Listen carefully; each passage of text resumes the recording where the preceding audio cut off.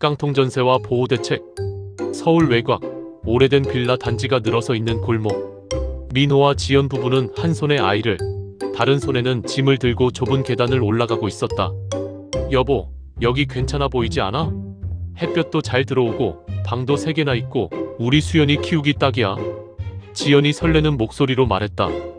민호는 계약서를 다시 한번 펼쳐보았다. 보증금 2억 5천만 원. 대출을 끼고 겨우 마련한 돈이었다. 집주인 김 회장은 반듯해 보였고 중개업자는 이 근처 시세보다 싸고 집값도 안정적이니 걱정할 거 없다라고 장담했었다. 그래, 이젠 우리도 진짜 둥지를 튼 거지. 민호는 아내와 아이를 바라보며 미소를 지었다. 입주한 지 반년쯤 지났을까? 현관 우편함에는 낯선 우편물이 하나둘 쌓이기 시작했다. 은행 로고가 찍힌 독촉장, 법원에서 온 등기. 여보, 이게 뭐야? 우리 집 주소로 왜 이런 게 오는 거야? 지연이 떨리는 목소리로 물었다. 민호는 등기부등본을 다시 떼어보았다. 소름이 돋았다. 이미 집주인 김 회장은 이 빌라를 담보로 거액의 대출을 받아갔고 근저당이 집값보다 훨씬 많았다. 설마 우리 보증금 안전한 거 맞겠지? 지연은 아이를 끌어안으며 불안해했다. 민호는 중개업자에게 전화를 걸었지만 돌아온 대답은 짧았다. 저도 몰랐습니다. 집주인 문제라 저희가 책임질 수 없어요. 그리고 어느 날 집 앞에 붙은 경매 공고문. 민호는 그대로 주저앉았다. 서울지방법원 임의경매 개시. 지연은 얼굴이 하얗게 질렸다. 우리 보증금은 돌려받을 수 있는 거야? 법원 민원실을 찾은 민호에게 직원이 설명했다. 집값이 이미 떨어져 있고 은행이 선순위 근저당을 잡고 있어서 임차인 보증금은 일부만 배당될 가능성이 큽니다. 일부요? 저희 전 재산이 걸린 건데 일부라니요? 민호는 목소리를 높였지만 직원은 무표정했다. 현행주택임대차보호법상 대항력과 우선변제권이 있긴 하지만 집값이 보증금보다 낮으면 어쩔 수 없습니다. 그날 이후 가족의 일상은 무너졌다. 민호는 낮에는 직장에서 근무하며 억지로 웃었지만 밤마다 술잔을 기울였다. 지연은 인터넷을 뒤지며 전세 사기 피해자 모임에 가입했다. 피해자는 수백 명. 모임 게시판에는 절망적인 글이 올라왔다. 집주인 이미 잠적했답니다. 은행은 한 푼도 양보 안 해요. 결국 세입자만 죽어나죠. 지연은 밤마다 울었다. 우린 잘못한 게 없는데 왜 우리가 이렇게 당해야 해? 수연은 어린 나이에 부모의 싸늘한 대화를 듣고는 혼자 방에 틀어박히곤 했다. 몇 달 뒤 피해자들은 집단 소송을 제기했다. 법정에서 민호는 떨리는 목소리로 진술했다. 존경하는 재판장님, 저희는 그저 아이 키울 보금자리를 원했을 뿐입니다. 그런데 집주인은 대출을 잔뜩 끼고 우리에게 집을 내주었고 중개인은 위험을 알리지 않았습니다. 은행은 모든 돈을 가져가고 저희는 길거리에 나앉게 생겼습니다.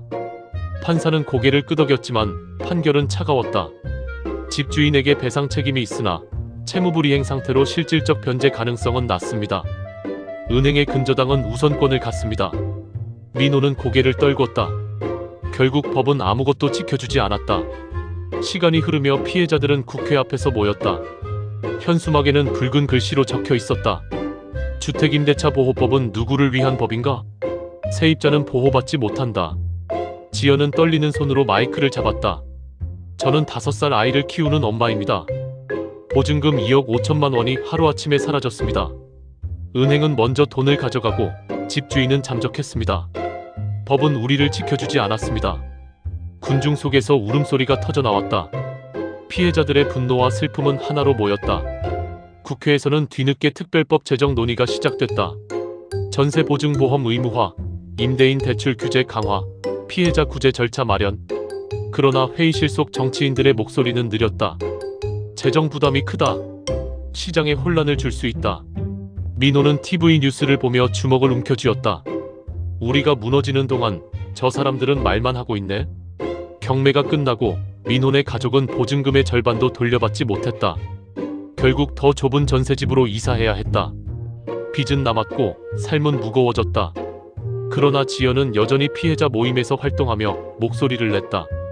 우리가 겪은 절망이 다음 세대에는 반복되지 않게 해야 해요. 깡통전세, 전세 사기 더 이상은 안 됩니다. 수연은 여전히 어린 눈으로 부모를 바라보았다. 엄마, 아빠, 우리 집 다시 찾을 수 있어? 민호는 대답하지 못했다. 하지만 마음속으로 다짐했다. 언젠가 이 사회가 진짜로 세입자를 지켜주는 날이 오기를. 이 이야기는 허구지만 실제 수많은 전세 사기 피해자들의 현실을 바탕으로 했다. 주택임대차 보호법은 세입자를 지키겠다고 했지만 금융기관의 우선 변제, 집값 하락, 정보 불균형이라는 벽 앞에서 무력했다. 법은 이름만 보호법일 뿐 정작 사람들의 삶을 지켜주지 못하는 순간이 있었다. 그리고 그 고통은 한 가정의 문제를 넘어 사회 전체가 안고 있는 부끄러운 민낯이기도 했다. 전월세 계약을 할 때 가장 큰 걱정은 바로 보증금이고, 이를 지키기 위해 우리나라에는 주택임대차 보호법이 마련되어 있다. 임차인이 전입신고와 확정일자를 받으면 대항력과 우선 변제권을 확보할 수 있고, 일정 조건의 소액 임차인은 최우선 변제권까지 인정된다. 또한 계약갱신 청구권으로 2년 더 거주할 수 있어 안정성이 강화되고 있다. 하지만 최근 깡통 전세 사기 문제가 사회적 이슈가 되면서 추가적인 보호장치가 마련되었다. 전세 보증금 반환 보증을 통해 집주인이 보증금을 못 돌려줄 경우 보증기관이 대신 지급하고, 피해자 구제 특별법으로 긴급 주거 지원과 공공임대, 우선 입주 혜택도 받을 수 있다. 중개업자의 권리관계 설명 의무가 강화되어 선순위 채권을 놓치지 않도록 제도적 장치도 마련되어 있다. 그러나 임차인 스스로도 계약 전 등기부등본 확인, 보증보험 가입 가능 여부 확인, 전세가율 80% 이상 주택은 피하기 등 기본적인 점검이 필요하다.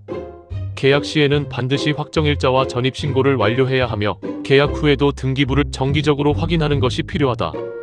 결국 보증보험 의무화, 임대차 등록제 확대, 악성 임대인 공개 등 제도적 보완이 뒷받침되어야 진정한 임차인 보호가 완성된다. 전세 사기 없는 안전한 임대차 시장, 정부와 임차인의 공동 노력이 필요하다.